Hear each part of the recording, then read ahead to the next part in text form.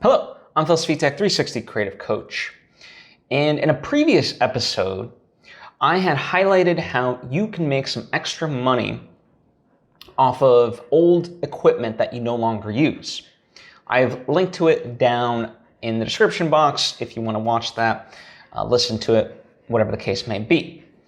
But I want to kind of do a follow-up based on that, specifically if you do trade-ins with companies, right? And a trade-in is where you basically send in your old equipment and they give you money for it, right?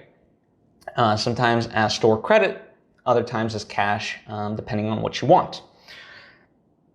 And the thing that I want to let you know about is this idea to always make sure they reevaluate it after the initial quote, or that you get multiple quotes from other companies.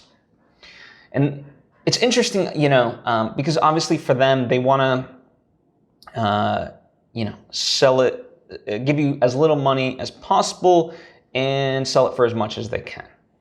And it's interesting, I've been through this a couple of times, and the initial kind of evaluation is like, oh, we can give you like, let's say $50 for it or something like that, and then you call them and you're like, well, why is that? And it's like, oh, it doesn't work. It doesn't work.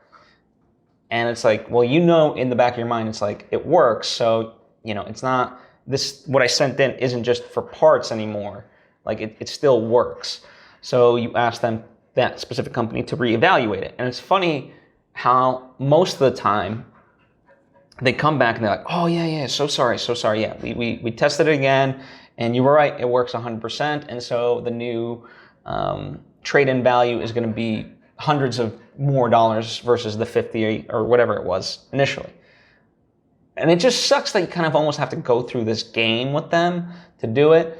But just be aware of that, that always ask for that reevaluation. And if really they're sticking to that number, then the good news is you can always ask for, you can always get that equipment back. You're not obligated to, read the terms and conditions, but most times you're not obligated to that. So you can get it returned, and then you can send it to other companies and, get their quotes on it and ultimately see where you land with it. But yeah, that's a little something that I didn't talk about in my initial episode about trading in gear, so wanted to address that as a quick tip. So thank you for joining me. I hope it helps you. If you have any questions or thoughts of your own, please share them down in the comments section or hit me up on social media at Svitek. Likewise, if you think this episode would be a benefit to somebody, please share it with them. I certainly would appreciate it. And thank you for joining me, and I hope to see you next time.